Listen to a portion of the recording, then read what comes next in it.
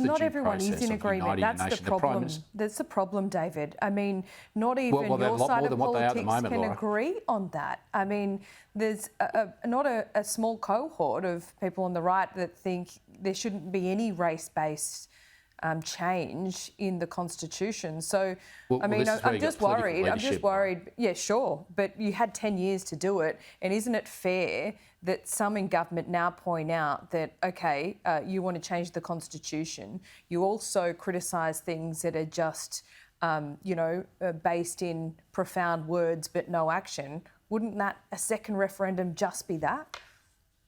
No, well, it's about making sure you do it right, because once you change the Constitution, it's permanent and it's very difficult to change, and that's why you should do it right. That's why you should respect. Shouldn't we have more detail from you at this point then? If you're saying to people, don't vote yes to this, if we win the next election, we'll do another referendum, well, what's the practical change? The proper process, Laura, whereby a constitutional convention, where you bring together, as we have in previous referendums, is brought together the eminent minds to make sure the intent of a statement of fact that Indigenous Australians were here first and that we are better having been together and we were better sticking together, and making sure that the intent and the wording of that goes to the very heart without unintended consequences. That is the proper process that has not been afforded to the Australian people under this Prime Minister. Sure. And what we're saying is that that's a proper process. And then if you want to actually attack the gap... Who decides what an eminent mind is, though? You know, we're getting into weird territory, you know what I mean? Well, you are, and I think let's just be practical about this. You actually have a cross-section of the population that are invited to contribute, as all Australians are, and then obviously debate it out at a convention, a constitutional convention. So I don't think that's an earth-shattering new proposal that normally is done and should have been done even for this proposal. The Prime Minister didn't afford us of that. The only constitutional convention he said was the 250 Indigenous Australians that turned up to Uluru. And not even the all Indigenous Australians agree with it. So this is where you need to make sure that you can unify the country around where the vast majority will support. I understand we live in a free democracy, not everyone will support, but the vast majority will. And that's the political leadership that Peter Dutton's showing. I'm prepared to show, and we hope that the Prime Minister would. And then not conflating it with closing the gap with practical measures around local empowerment, not by repeating the mistakes of the past of a representative body that we've had before. And we live with the consequences in the bush. Yeah, not conflating it is one thing, but that's the whole point, isn't it?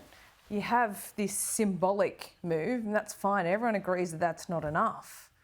But then what is the solution? I mean, I think we need to hear more from your side of politics, don't we? I can give you the solution. I can give you the solution, and I've been talking about this with great passion for the last nearly 12 months, is that we need to first do a forensic audit of the over $4 billion that's been spent in trying to close the gap each year, in making sure that we have a 2023 intervention.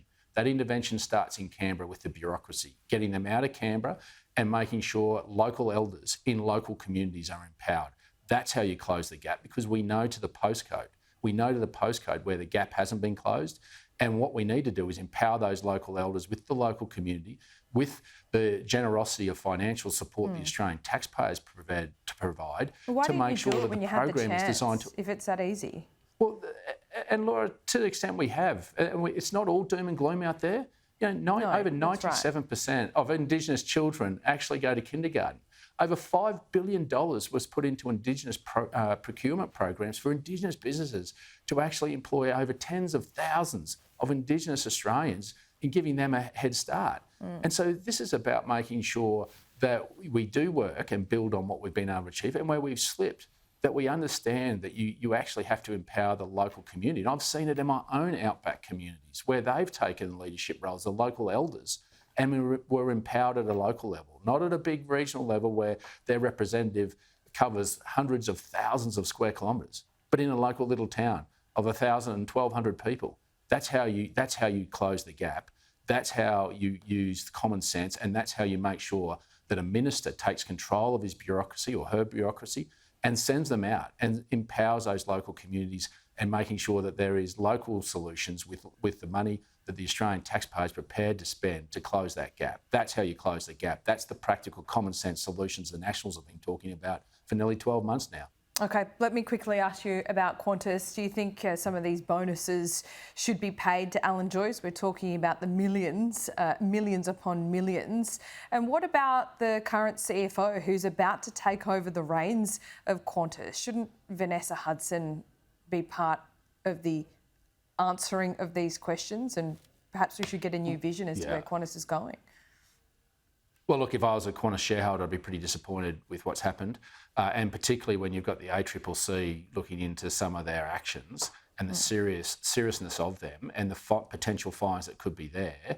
Obviously, that would then raise questions about the prudence of providing tens of millions of dollars in bonuses when there is potentially an active investigation underway into some of the company's actions. I mean, I just think that there needs to be a pause on this, and the shareholders of Qantas have got every right to want to actually ask some very serious questions. And I would have thought that institutional investors who invariably hold many of the votes in this should be injecting themselves into this debate very quickly, because I think this goes to the very currency of the Qantas's brand and their standing in the community. And that's before you even get into the facts of what they've been able to do with the government on keeping Qatar out, which I think is a very serious issue for Australians in a cost of living crisis, and about getting not just more tourism numbers into Australia, but also getting agricultural exports out on those planes back into the Middle East.